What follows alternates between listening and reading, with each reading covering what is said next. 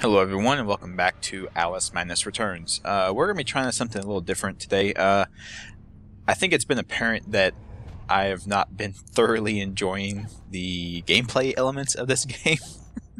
However, we're this far into the story, so I figured I'd be continuing along. I'm doing a post recording commentary, and we're just going to basically summarize the rest of the game because there wasn't much left of it. There was about 4 hours left, and I'm just going to tell you guys what happens through the story. You know, interesting bits, the plot, whatever gameplay elements might come up that are good to talk about. But anyway, I actually picked a fairly good part to stop. Sarcasm inserted here because the very next segment that you get to is one where you actually find the cake that in the stories makes Alice grow, and you actually get this whole segment where you become giant Alice and have to go and stomp on the now ant-sized enemies and go around wrecking the castle, destroying parts of the Queen's heart. But anyway, after that segment, this level gets kind of really strange because the castle starts turning into basically like the inside of a person. Like all the walls start becoming made of flesh, doorways are open mouths. Yeah, there's this whole stomach segment that you have to go through. It's kind of really disturbing. But inside of this segment, we finally meet the Red Queen, and it doesn't say it here, but it mentions it later on. The Red Queen is actually modeled to look like Alice's dead sister.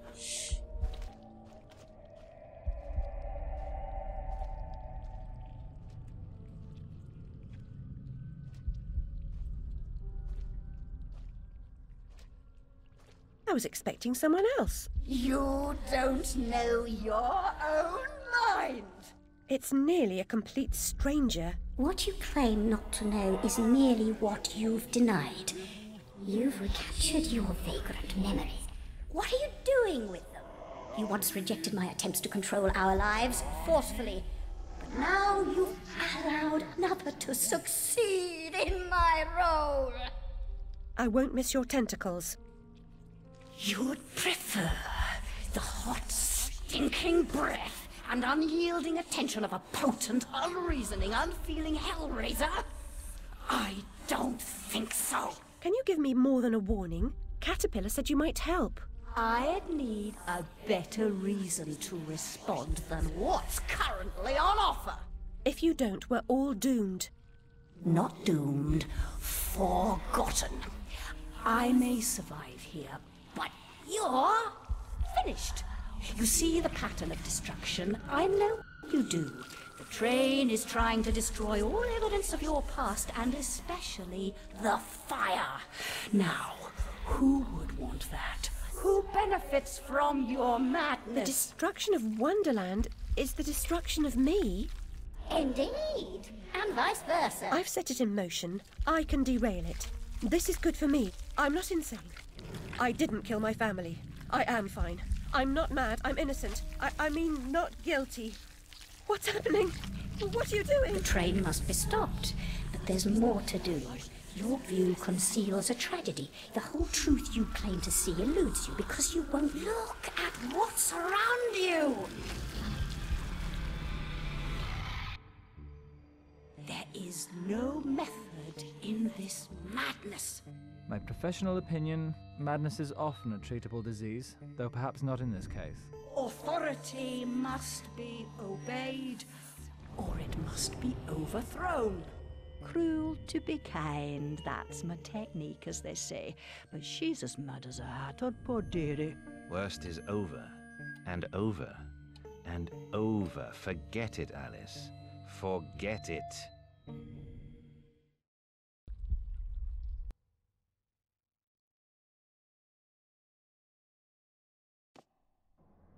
Can't distinguish reality from illusion? Remember your last journey?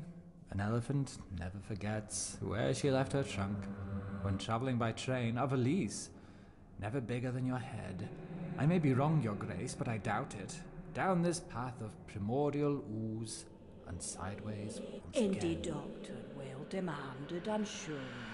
I mean to say, it's very hot in here. I mean to say, fuzzy. And she's no helping. Oh no, no help at all. Humiliation, I say. I approve your release, and back you come like a bad penny. Reputation in ruins. People talk, Alice. I'm an old dog, ready to bone, don't you know? Loyalty. You must never run away from home. Stay, Alice. Sit. And as we saw there, the Red Queen kind of hints that someone else is controlling Alice's mind. Somebody who would benefit from her not remembering her past or what happened during the fire at the house. And of course, with the last cutscene flashback that we saw, that kind of tells us that Bumby's whole therapeutic technique of trying to make you forget things to get over them is most likely not for Alice's good, but rather to help cover his own tracks. Also, during that cutscene, it was very fitting that Alice's attempts to make herself sound sane made her sound completely insane, because she wakes up back in an asylum. This segment is really strange because I don't think that it actually ever happens. I think it's all in her head still, but the reason why is because she's bald in this segment. However, later in the game we'll see that her changing shape and form in the real world is actually within the realm of possibility for this world, so I'm not certain. But this level is really just a big long stretch of disturbing imagery. Some of it straight out of House on Haunted Hill with the weird people's faces that kind of do the time lapse, shaking around really quickly thing. Also, there are quite a few segments here that show some of the disturbing treatments that went on in mental asylums at the time. Now, while I said that this segment probably doesn't really actually happen, and the fact that these flashbacks are kind of like Wonderland flashbacks where the orderlies are replaced with Tweedledee and Tweedledum, if you read in the kind of outside the game notes section that's in the main menu of the game, it actually talks about how Alice did receive all of these treatments before the game started, when she was in the asylum the first time. So the whole having holes drilled in her head and the leeches and all that stuff was actually stuff that she had to go through.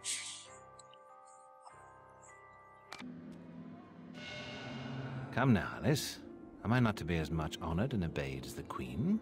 Is that asking too much? I want what she wanted. Give yourself over to that. Trade the tentacles for the train. It's altogether a better ride. It's that or back to Rutledge. Never a kind word or reward for services rendered. Don't I deserve a bit of luck?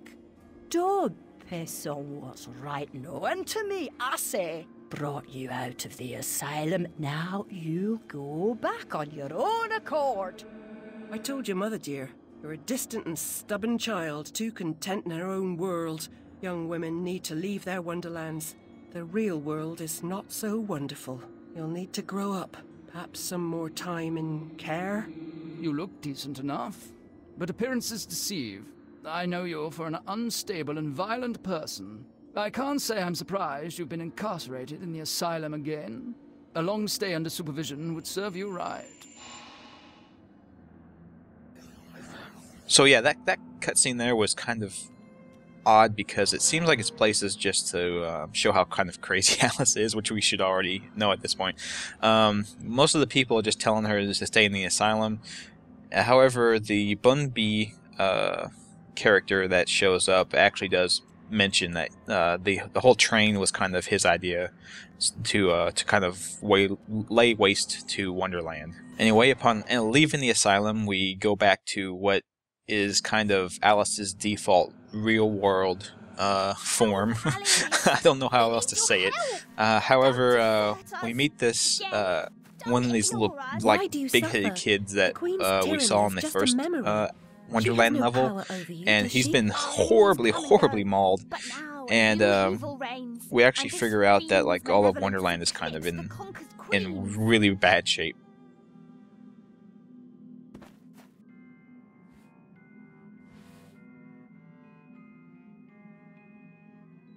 Okay, now we're in the new and last level of the game, technically speaking.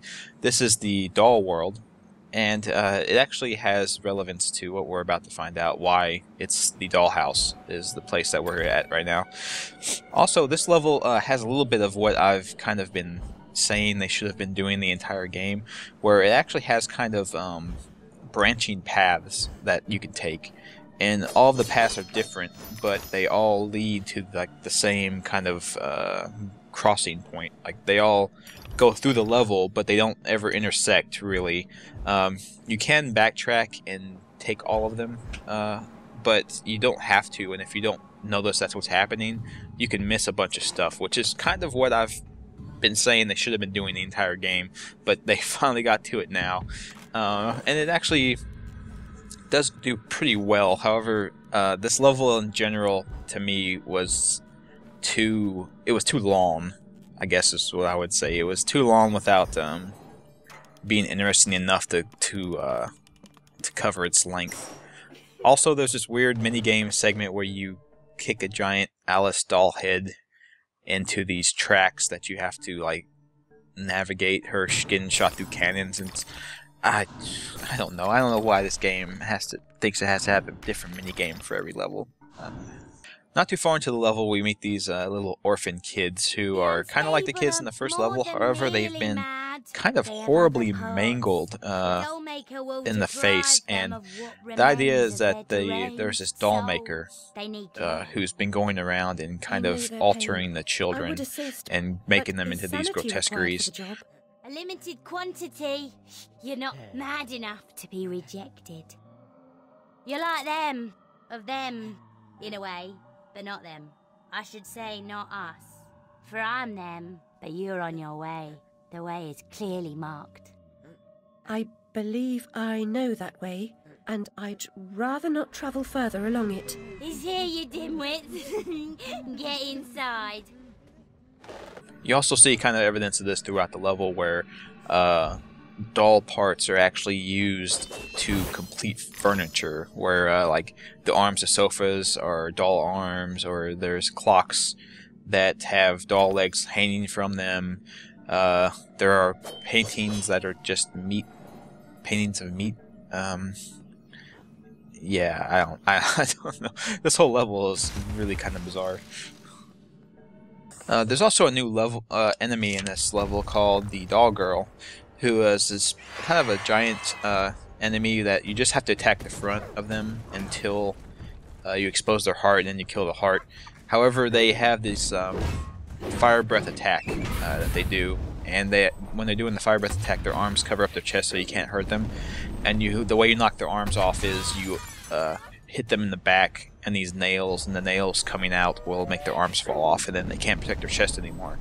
However, they can still breathe fire on you, and it's kind of a frustrating attack to get out of the way of. One thing about this level that's really kind of screwed up, however it does have relevance later, is several points when you progress through the level, you have to like walk through the crotch of this giant doll body, which I'm not sure that I'm entirely comfortable with. However, like I said, it has some relevance later on. Also, one of the big obstacles that caused a lot of frustration in this level was these headless baby dolls that are on swings, and they're completely impaled with nails and other sharp objects, and they're basically a one-hit kill if they touch you. And there was a segment in here where I think I was stuck trying to get past one baby doll for 5 minutes maybe, and it was really, really frustrating, and I'm glad you guys didn't have to hear me cursing through that.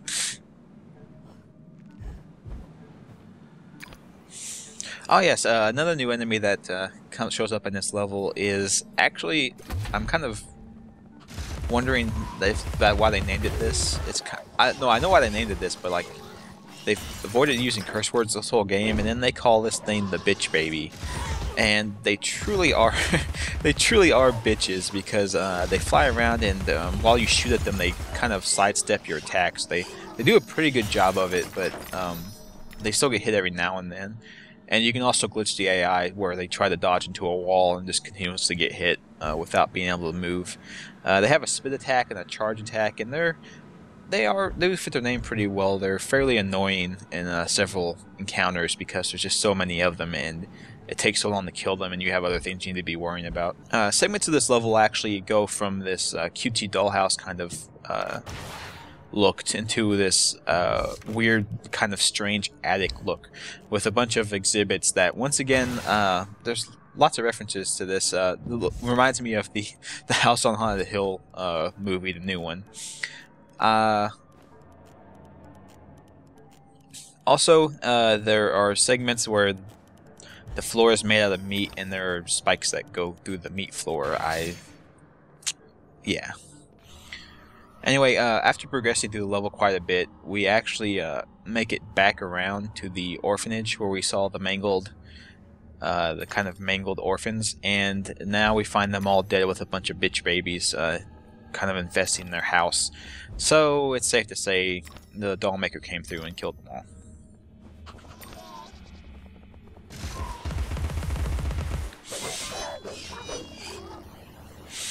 And at one point in this level, we get to see how wonderfully programmed the house doors are in this game, since I can just clip right through it and kind of stand in the middle of it. Yeah, I never noticed that before, but it's kind of funny.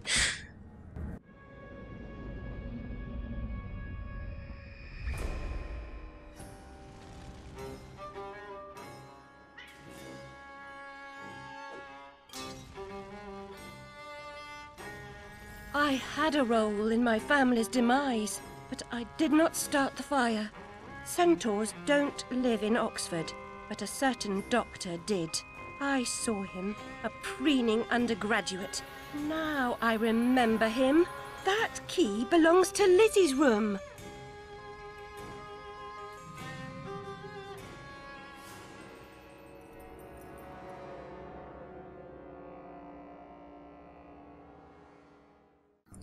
Anyway, as we learned in that cutscene, Bumby actually locked Lizzie in her room and then set the house on fire. And a little bit later, we get kind of a hint of why that would have happened.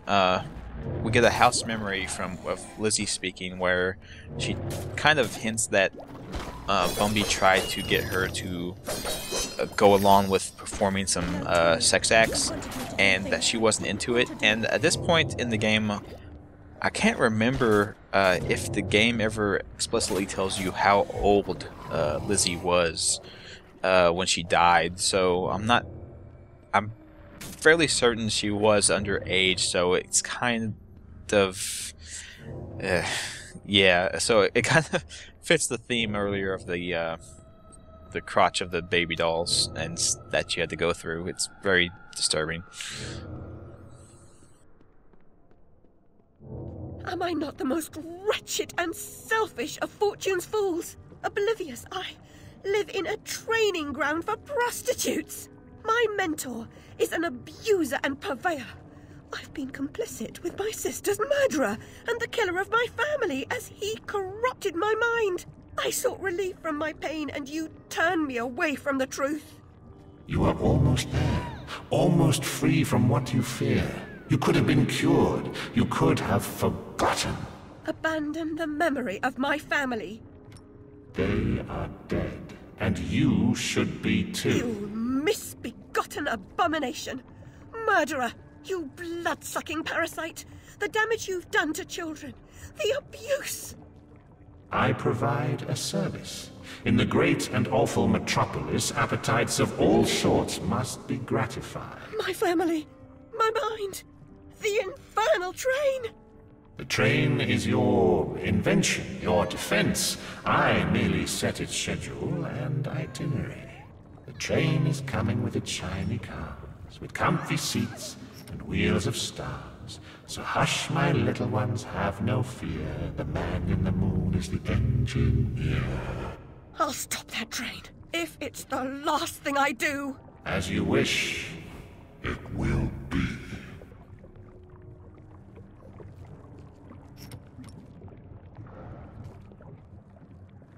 You're lost, and where your body is, your mind will follow. Perhaps it's already there. Anyway, from that cutscene, we see that Bumby is kind of, in Alice's, dementia, filling the role of this doll maker who kind of takes the children and wipes who they are as a person and kind of makes them just into this mindless doll. He's basically setting up this reign of child sex slaves who he kind of destroys their mind to the point where they don't even remember who they are anymore. They don't remember their past. They don't remember who they are. All they know is what he tells them, and he sells them off to rich people, I guess, for illicit acts. And it also kind of, as we see here in this segment, where it shows the kids again with the numbers around their neck, it actually, the numbers are like the way to identify them, and the numbers apparently indicate their level of quality to a sex pervert.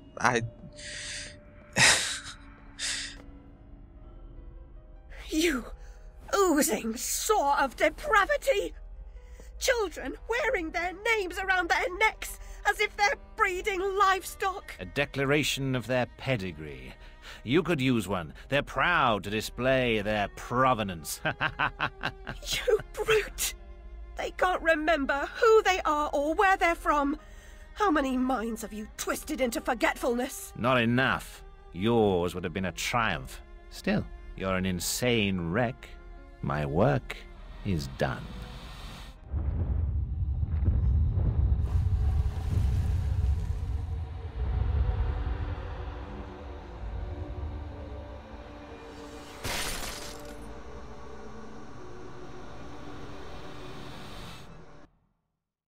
After that confrontation, we are back on the train.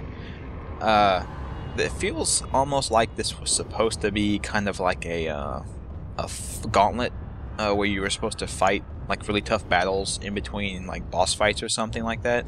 However, it ends up just being this big empty level of nothing, where you just kind of walk from cutscene to cutscene. I'm really wondering like what the point of this level even is. Hatter, I must stop this infernal train and the evil force that drives it. Everything's a nail, is it, Miss Hammerhead? First it was your search, freighted with fear and fragmented memories. Now it's the train. Never time for tea. While your brain's on holiday, we're ruined. Now we're all mad here, and that's a good excuse for going to hell in a teapot, but not for forgetting what your senses saw. Forgetting is just forgetting, except when it's not. Then they call it something else. I'd like to forget what you did. I've tried, but I can't. You've used me and abused me, but you will not destroy me. No, the damage is done. The old Alice and her Wonderland retreat are demolished. You can't even recognize what's happened, and you're powerless to change it or move against me. I've made certain of that. Come to receive your punishment, then? I know I'm guilty of something, but punishment never suits the victims of the crime. Abuse is a crime the strong visit on the weak. And you're right, abusers are insufficiently punished for the damage they do. Those who witness abuse without seeking retribution for the harmed pay a penalty. Your own pain mitigates your failure to act earlier, but you may not yet have paid enough for witnessing the pain of others. You corrupted my memories, but you failed to make me forget. I could have made you into a tasty bit. Clients out the door waiting for a piece from a raving, delusional beauty with no memory of the past or no sense of the future. But you wouldn't forget. You insisted on holding on to your fantasies. You're mad, like your sister. Don't speak of her. You didn't know her. Your sister was a tease, pretended to despise me. She got what she wanted in the end.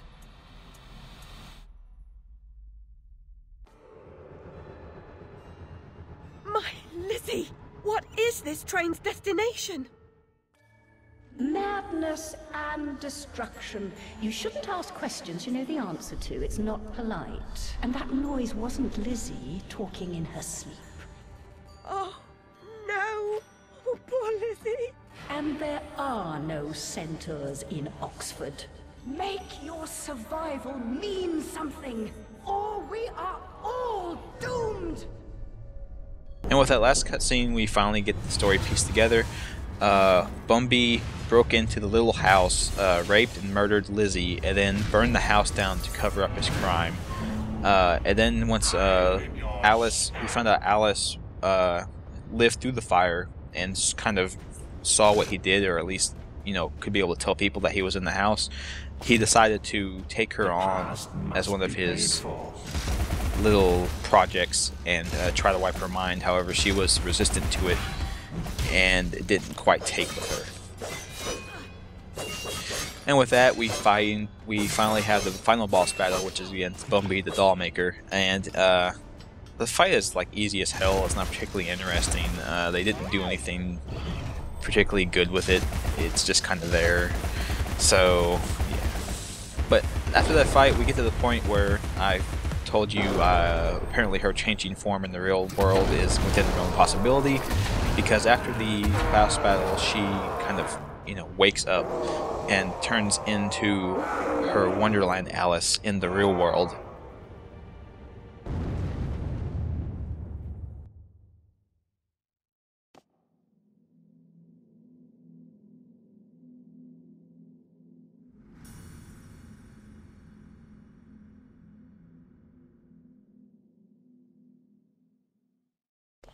I'll see you charged.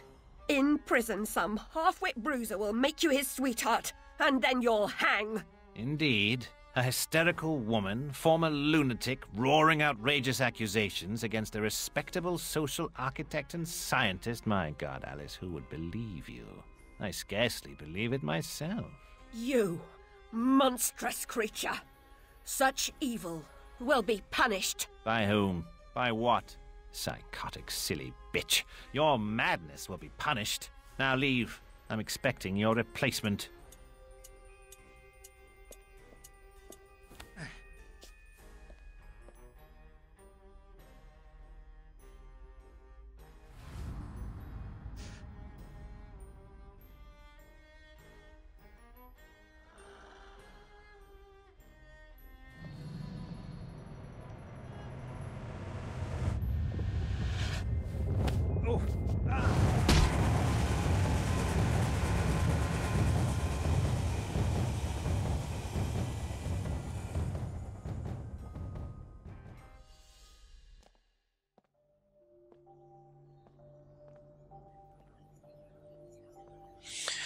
After that, Alice walks through kind of a mix of London and Wonderland. Like the two kind of are combined together, and it's back to the Wonderland from the first level, the kind of healthy and childlike and playful Wonderland, as opposed to the horrifying one.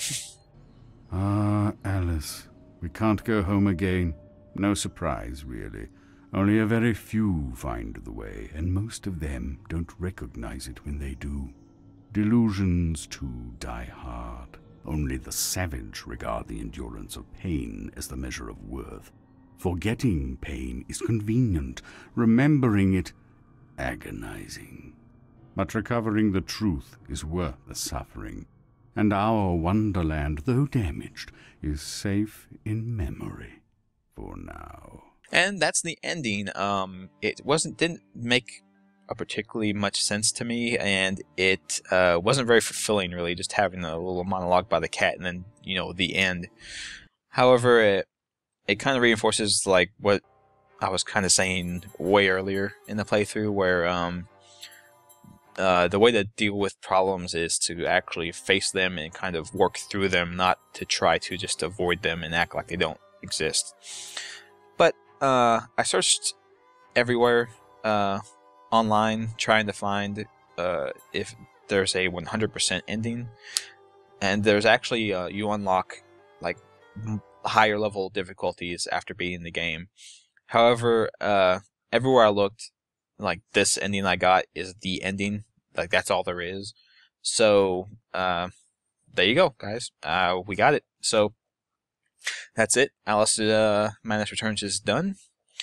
And the next game I'm going to be doing is it's a classic game, near and dear to my heart. I'm not going to do like a full playthrough of it. I'm just kind of going to do a summary, kind of like this, but with a little bit more love and compassion in my heart. Sing as it sings to you, as it sings to me, as I will always need you inside my heart.